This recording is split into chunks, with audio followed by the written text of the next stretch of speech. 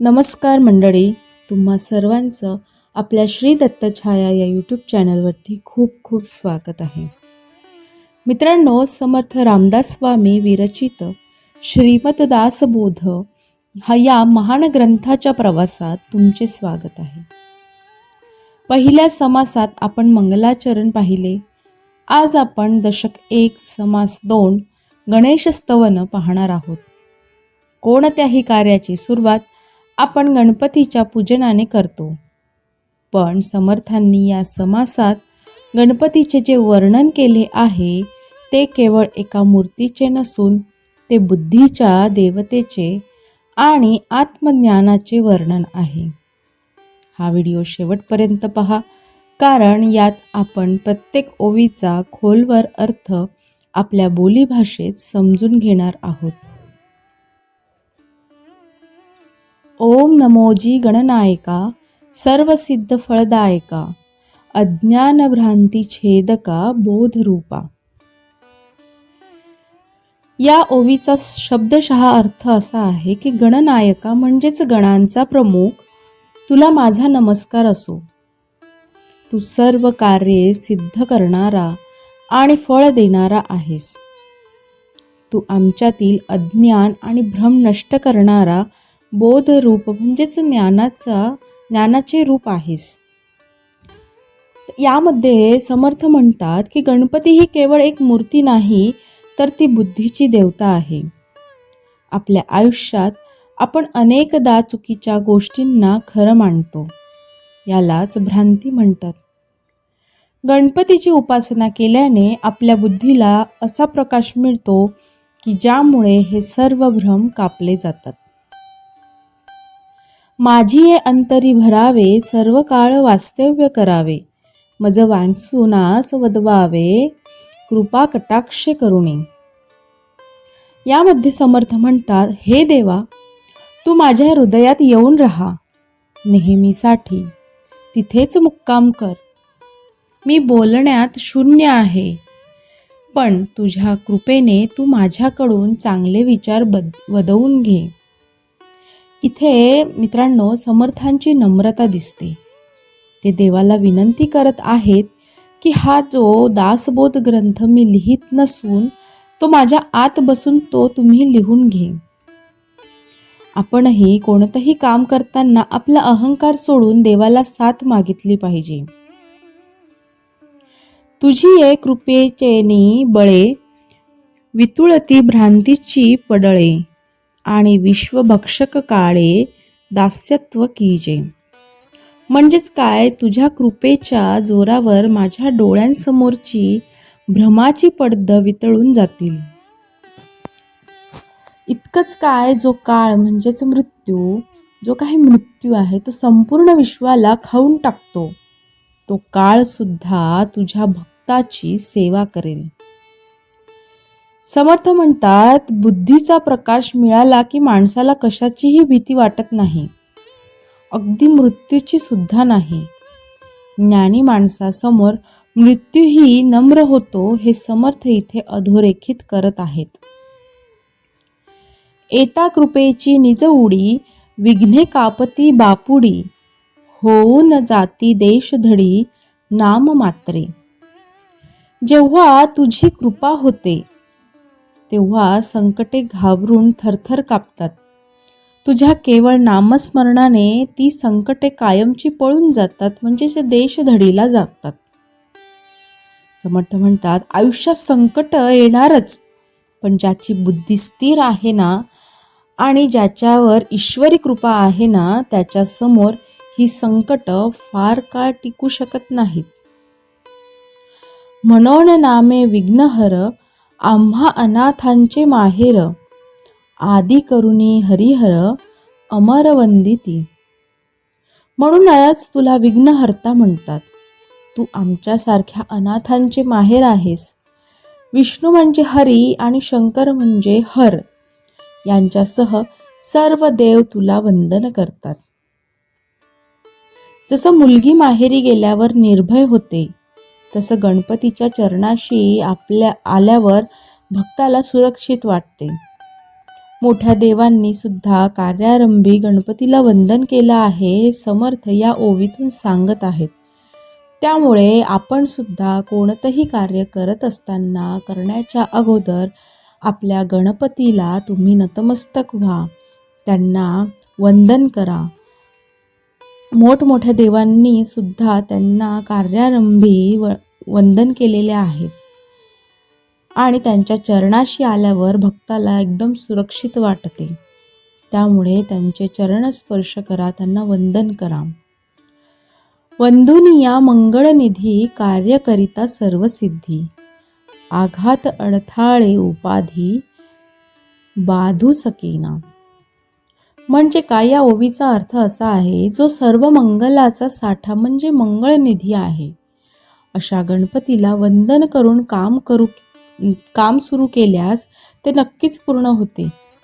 कोणतेही अपघात किंवा अडथळे त्या कामात बाधा आणू शकत नाहीत. कार्यारंभी गणपतीची आठवण करणं म्हणजे आपली बुद्धी स्थिर करणं.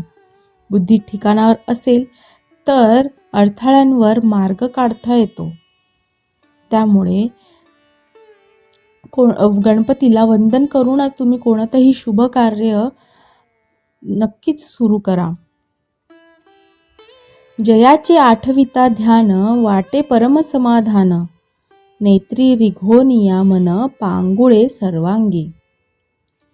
या ओवीमध्ये समर्थ म्हणतात की गणपतीच्या रूपाचे ध्यान केल्यावर मनाला खूप समाधान मिळतं. डोळ्यातून ते रूप मनात उतरते आणि मग पूर्ण शरीरात त्या भक्तीत हरवून जाते.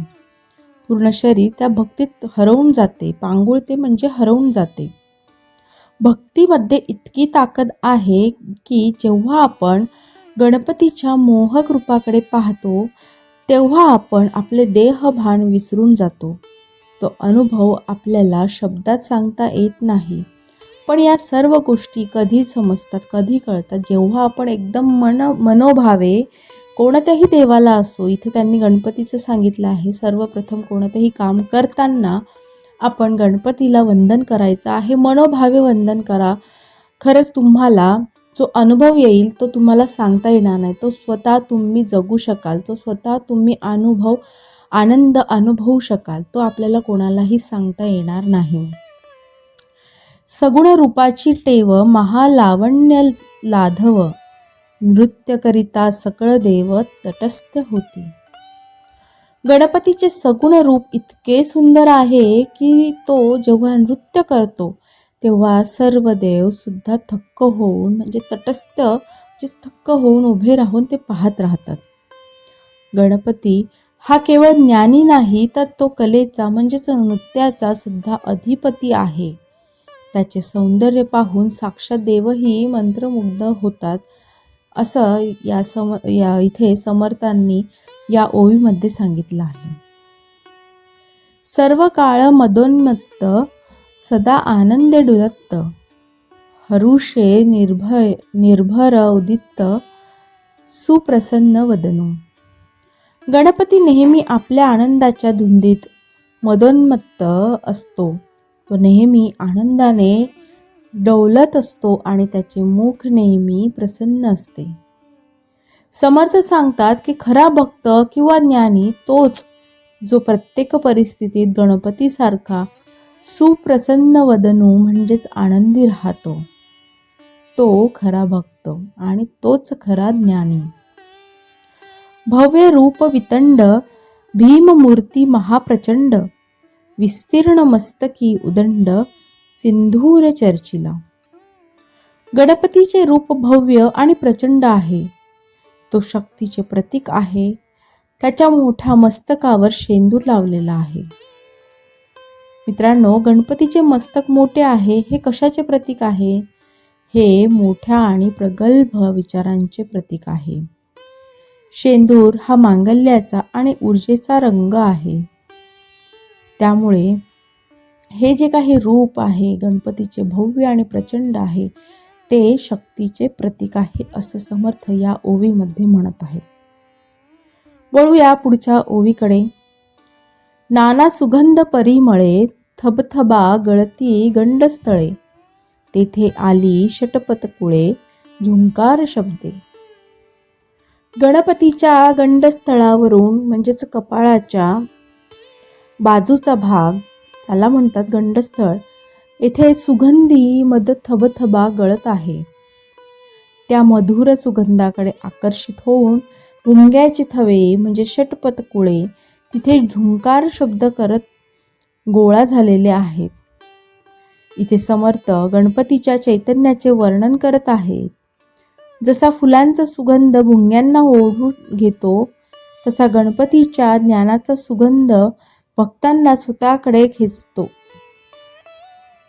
तुमचं ज्ञान आणि तुमची भक्ती इतकी शुद्ध असावी की लोकांनी स्वतःहून तुमच्याकडे मार्गदर्शन घ्यायला यावे.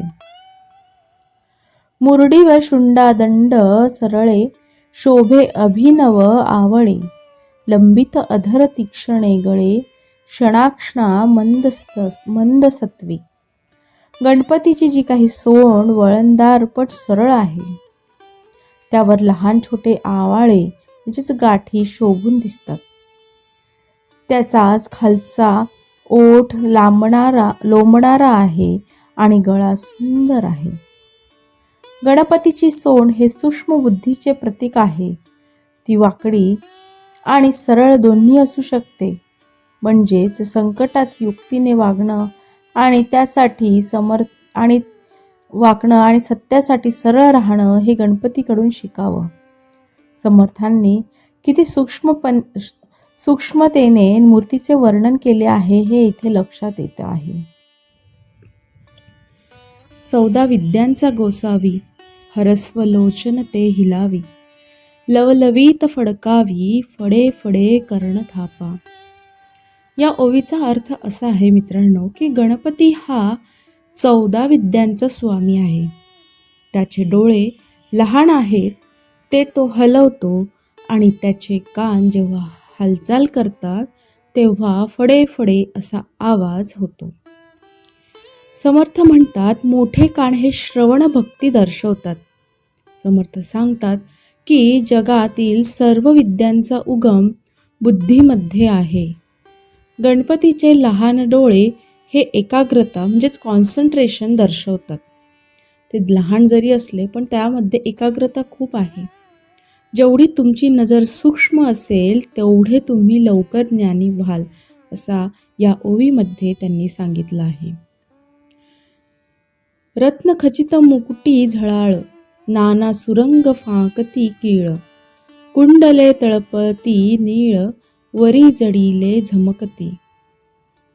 म्हणजे काय मित्रांनो, तर गणपतीच्या मस्तकावर रत्नजडित मुकुट झळकते आहे ज्यातून विविध रंगांचे किरण म्हणजेच कीळ बाहेर पडत आहेत. त्याच्या कानात निळ्या रंगाची कुंडल आहेत जी खूप चमकतात. हे जे काही तेज आहे हे तेज जेव्हा माणसाच्या मनात चांगलं ज्ञान येतं तेव्हा त्याच्या चेहऱ्यावर एक प्रकारचं तेज येतं. तो मुकुट आणि ती कुंडल हे गणपतीच्या दैवी अधिकाराचं प्रतीक आहे असं या ओवीमध्ये समर्थांना सांगायचं आहे. दंतशुभ्र सहट्ट रत्नखचित हेमकट्ट तया तळवटी पत्रे नीट तळपती लघु लघु. म्हणजे काय तर गणपतीचे जे काही दात आहे ते पांढरे शुभ्र आणि बळकट आहेत. त्यावर सोन्याचे आणि रत्नांचे आवरण शोभून दिसत आहे. म्हणजेच काय तर गणपतीला एकदंत म्हणतात. हा एक दात एकाग्रतेचे प्रतीक आहे. द्वैत सोडून अद्वैताकडे जाणारा हा दात समर्थांना खूप मोहक वाटतो. हे दात म्हणजे सत्य बोलण्याचं आणि अभेद्य निर्धाराचं प्रतीक आहेत.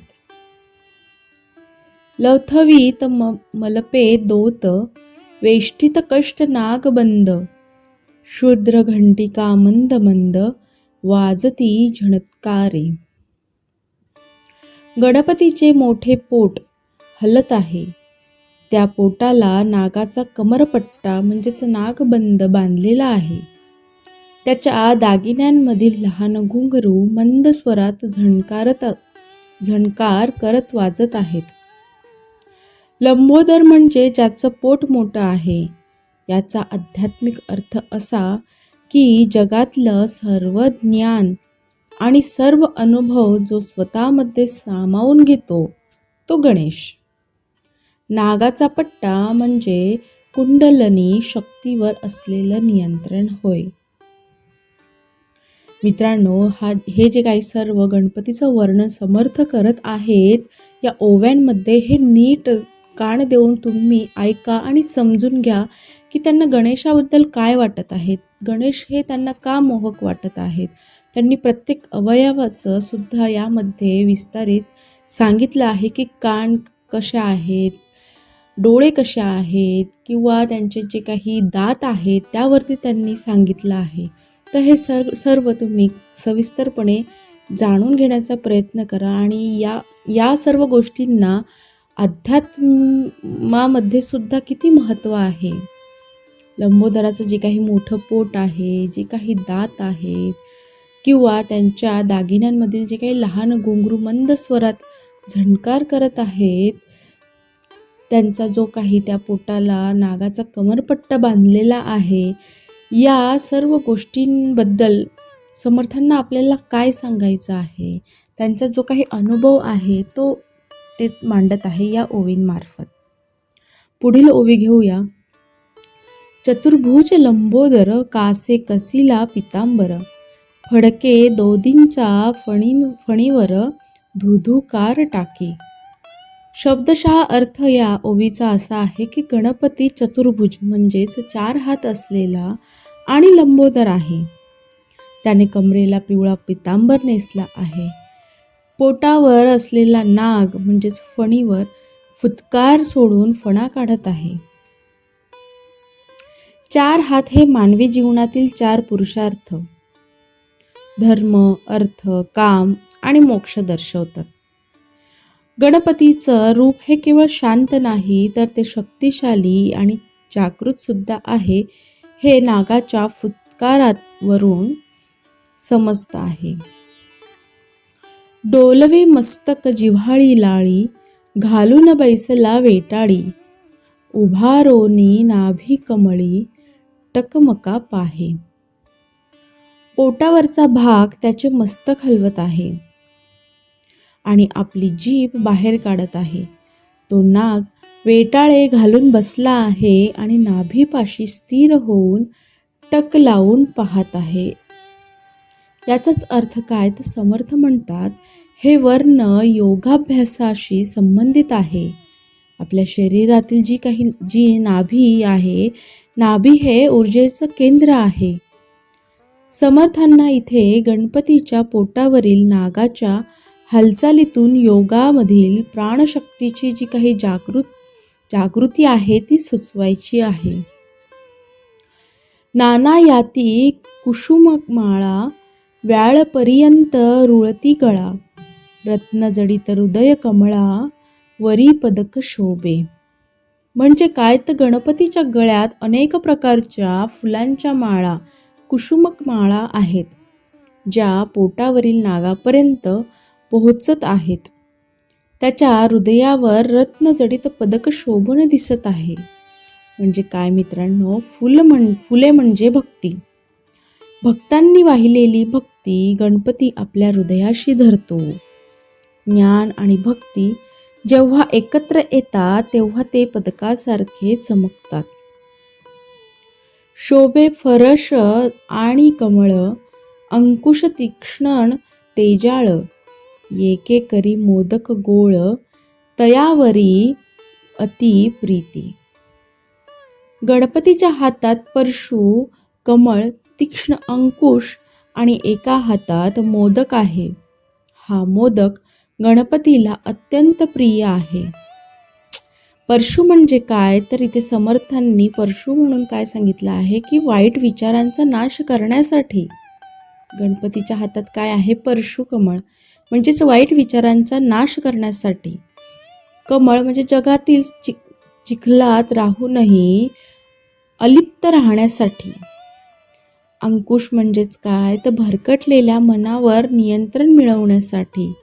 आणि मोदक म्हणजे काय तर मोद म्हणजे आनंद, ज्ञानाचा आनंद हा मोदकासारखा गोड असतो. या प्रकारे आपल्या आयुष्यामध्ये सुद्धा आपण या गोष्टी करणार असतो किंवा आहेत.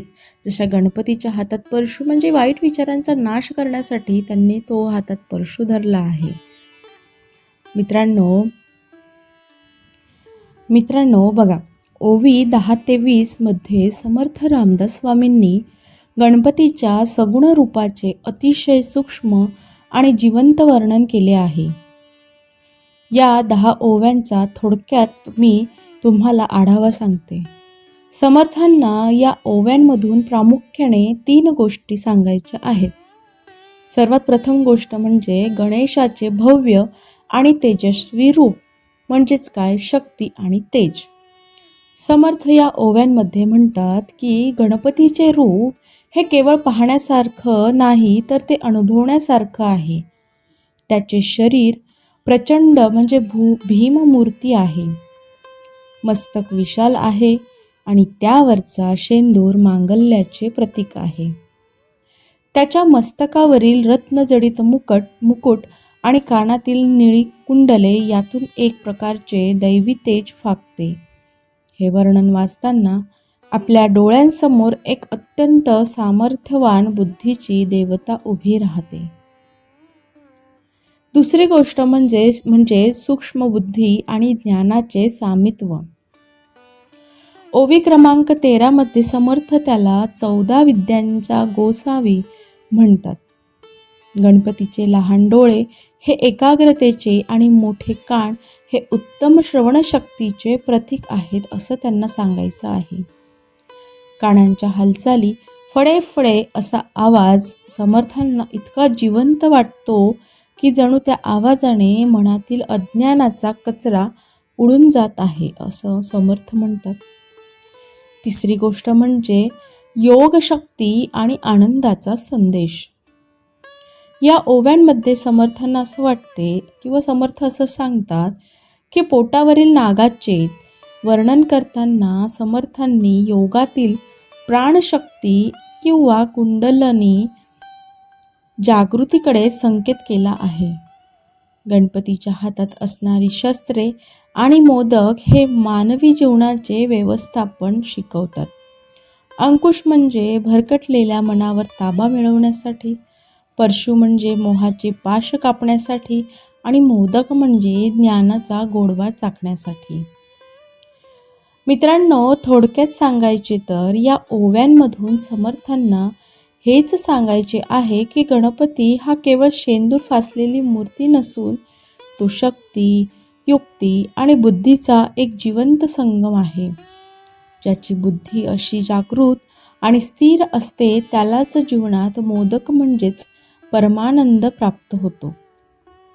बघूया किंवा वळूया पुढील ओवींकडे. ओवी क्रमांक 21 ते 30 मध्ये समर्थांनी गणपतीच्या नृत्यकलेचे आणि त्याच्या उपासनेमुळे माणसाच्या आयुष्यात होणाऱ्या बदलांचे वर्णन केले आहे. बघूया. ओवी क्रमांक 21. नटनाट्य कळाकुसरी, नाना छंदे नृत्य करी, टाळ मृदुंग भरोवरी, उपांग हुंकारे. मित्रांनो, या ओवीचा शब्दशः अर्थ बघितला तर यामध्ये असं आहे की गणपती विविध नाट्यकला आणि कौशल्यांमध्ये निपुण आहे. तो वेगवेगळ्या छंदात आणि तालात नृत्य करतो. त्याच्या नृत्याला टाळ मृदुंग किंवा आणि इतर वाद्यांची साथ आहे आणि तो स्वतः सुद्धा आनंदाने हुंकार देत आहे. मित्रांनो, या ओवीतून समर्थांना असे म्हणायचे आहे की गणपती हा केवळ ज्ञानाचा देव नाही तर तो कलेचाही अधिपती आहे. आयुष्य हे एक नृत्य आहे आणि ते आनंदाने तालासुरात जगता आलं पाहिजे हे समर्थ इथे सुचवत आहेत. स्थिरता नाही एक क्षण, चपळ विषयी अग्रगण, साजिरी मूर्ती सुलक्षण, लावण्य खाणी. म्हणजे काय, तर गणपतीच्या नृत्यात एक क्षणही स्थिरता नाही. तो चपळाईमध्ये सर्वात पुढे आहे. त्याची मूर्ती अत्यंत सुंदर, सुलक्षणी आणि सौंदर्याची खाण आहे. चपळता ही जागृत बुद्धीचे लक्षण आहे असं समर्थ म्हणतात. तुमची बुद्धी गणपतीसारखी कार्यक्षम आणि चपळ असावी, जेणेकरून तुम्ही कोणत्याही परिस्थितीवर मात करू शकाल. ऋणझुणा वाजती नेपुरे, वाकी बोभाटती गजरे, घागरिया सहित मनोहरे पाऊले दोने. नृत्यावेळी गणपतीच्या पायातील वाळा आणि पैंजण म्हणजेच नेपुरे यांचा ऋणझुण आवाज येत आहे. त्यांच्या सुंदर पावलांमधील घुंगरांचा आवाज सर्वत्र घुमत आहेत. हा जो काही नाद आहे, हा नाद अनाहत नाद किंवा भक्तीचा नाद आहे. जेव्हा मन ईश्वराशी जोडलं जातं तेव्हा अंतरात असाच गोड नाद घुमू लागतो. पुढील ओवीमध्ये समर्थ म्हणतात, ईश्वर सभेसी आली शोभा, दिव्यांबरांची फाकली प्रभा, साहित्यविषयी सुलभा, अष्टनायका होती. म्हणजे काय, तर गणपतीच्या येण्याने देवांच्या सभेला शोभा आली आहे. त्यांच्या दिव्य वस्त्रांचे तेज सर्वत्र पसरलं आहे. मित्रांनो, समर्थ म्हणतात, साहित्याच्या बाबतीत मदत करण्यासाठी अष्टनायिका तिथे उभ्या आहेत. म्हणजेच काय, तर बुद्धीशिवाय कोणतीही सभा किंवा कोणतेही ज्ञान अपूर्ण आहे. जिथे बुद्धी म्हणजे गणपती असते तिथे वैभव आणि साहित्य म्हणजेच काय, तर ज्ञान आपोआप चालत येते. ऐसा सर्वांगी सुंदर सकळ विद्यांचा आगरू, त्यासी माझा नमस्कारू साष्टांग भावे. असा हा सर्व अंगांनी सुंदर आणि सर्व विद्यांचे माहेरघर असलेला गणपतीला माझा साष्टांग नमस्कार असो. समर्थांना इथे काय म्हणायचे आहे, तर इथे समर्थांची कृतज्ञता दिसते. सर्व गुणांनी संपन्न असलेल्या देवासमोर आपला अहंकार सोडून शरण जाणे हीच खरी भक्ती आहे. ध्यान गणेशाचे वर्णिता, मती प्रकाश होय भ्रांता, गुणानुवाद श्रवण करिता वोळे सरस्वती. म्हणजेच काय, तर गणेशाच्या रूपाचे ध्यान केल्याने भ्रात म्हणजेच गोंधळलेल्या माणसाची बुद्धी ही सुद्धा प्रकाशमान होते. गणपतीचे गुण ऐकल्याने सरस्वती म्हणजेच वाणीची देवता प्रसन्न होते. समर्थ इथे या ओवीमध्ये म्हणतात की जर तुम्हाला वाटत असेल की तुमचं मन गोंधळलेलं आहे तर गणपतीचं ध्यान करा. त्यामुळे तुमची विचार करण्याची जी काही शक्ती वाढेल आणि तुमची वाणीसुद्धा प्रभावी होईल. जयासी ब्रह्मादिक वंदिती, तेथे मानव बापुडे किती, असो प्राणी मंदमती, तेही गणेश चिंतावा. ज्याला ब्रह्मदेवासह मोठे देव वंदन करतात तिथे सामान्य माणसाची काय कथा. जरी एखादा प्राणी मंदबुद्धीचा असेल तरी त्याने गणपतीचे ध्यान करावे असं समर्थांना या ओवीमध्ये वाटत आहे. ते म्हणतात, समर्थ सर्वांना धीर देतात. आपण स्वतःला कितीही कमी समजलो तरी गणपतीची भक्ती आपल्याला वर नेऊ शकते. जे मूर्ख अवलक्षण, जे का हीणाहुनी हीन, तेची होती दक्ष प्रवीण सर्व विषयी. जे लोक मूर्ख आहेत किंवा ज्यांच्याकडे कोणतेही चांगले लक्षण नाही, जे सर्वात मागे आहेत, ते सुद्धा गणपतीच्या कृपेने सर्व विषयात अत्यंत हुशार आणि प्रवीण होतात. ही ओवी शिक्षणापेक्षा बुद्धीच्या जागृतीवर भार देते. जो गणपती सत्यबुद्धीचा आश्रय घेतो तो शून्यातील विश्व निर्माण करू शकतो. ऐसा जो परम समर्थ, पूर्ण करी मनोरथ, सप्रचित भजन स्वार्थ कौल्लव. चंडी विनायक असा हा परमसमर्थ गणेश आपल्या सर्व इच्छा पूर्ण करतो. कलियुगात देवी म्हणजेच चंडी आणि गणपती म्हणजेच विनायक यांच्या उपासनेचा अनुभव त्वरित येतो. समर्थ सांगतात की कलियुगात बुद्धी आणि शक्ती यांची उपासना सर्वात महत्त्वाची आहे. त्याचा अनुभव तुम्हाला स्वतःला येईलच. शेवटच्या ओवीत समर्थ म्हणतात, ऐसा गणेश मंगळ मूर्ती तो म्या स्तविला यथामती, वांछा धरुणी चित्ती परमार्थाची. अशा या मंगलमूर्ती गणेशाची मी माझ्या बुद्धीनुसार स्तुती केली आहे. माझ्या मनात केवळ परमार्थांची म्हणजेच परमसत्याची ओढ आहे. समर्थ या ओवीमध्ये म्हणतात की समासाचा शेवट करताना समर्थ सांगतात की मी ही स्तुती कोणत्याही स्वार्थासाठी केलेली नाही, तर मला आत्मज्ञान मिळाले आणि यासाठी मी पुढे आलो. मित्रांनो, तर हा होता दशक 1 मधील समास 2 गणेश स्तवन. समर्थांनी या ओव्यांमधून आपल्याला स्पष्ट सांगितले आहे की बुद्धीशिवाय जगणं व्यर्थ आहे. जर आपण आपली बुद्धी स्थिर ठेवली आणि गणपतीचा आदर्श डोळ्यांसमोर ठेवला तर आपण जीवनातील कोणत्याही कलेत किंवा विषयात निपुण होऊ शकतो. मित्रांनो, तर श्रोते हो, आज आपण समर्थ रामदास स्वामींच्या श्री दासबोध ग्रंथातील दुसऱ्या समासाचा म्हणजेच गणेश स्तवन या अतिशय सविस्तर या विषयावरती किंवा या ग्रंथावरती या समासावरती आपण अतिशय सविस्तर अर्थ आणि निरूपण पाहिले. समर्थांनी सांगितल्याप्रमाणे गणपतीची उपासना म्हणजे केवळ बाह्य पूजा नाही, तर आपल्या आतल्या बुद्धीचा विकास करणे होय. जेव्हा आपण आपली बुद्धी स्थिर करतो तेव्हाच आपण जीवनातील खऱ्या मोदकाचा म्हणजेच परमानंदाचा अनुभव घेऊ शकतो. मला खात्री आहे की आजच्या या निरूपणातून तुम्हाला तुमच्या जीवनातील प्रत्येक प्रश्नांची उत्तरे मिळाली असतील आणि एक नवी सकारात्मक ऊर्जा मिळाली असेल.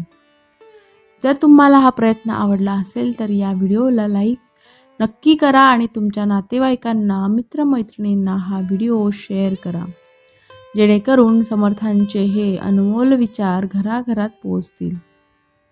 तुमच्या काही शंका असतील किंवा तुम्हाला हे निरूपण कसे वाटले हे कमेंट बॉक्समध्ये नक्की कळवा. तुमच्या प्रतिक्रिया आम्हाला अधिक चांगले काम करण्याची प्रेरणा देतात.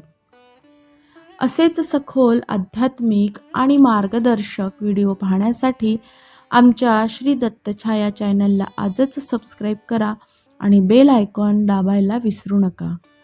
पुढच्या भागात आपण भेटणार आहोत दशक 1 समास 3 शारदा स्तवन या विषयावर चर्चा करण्यासाठी. तोपर्यंत समर्थांच्या विचारांचे चिंतन करत रहा आणि आनंदी रहा. वेळ दिल्याबद्दल मनापासून तुम्हा सर्वांचे खूप खूप धन्यवाद. जय जय रघुवीर समर्थ.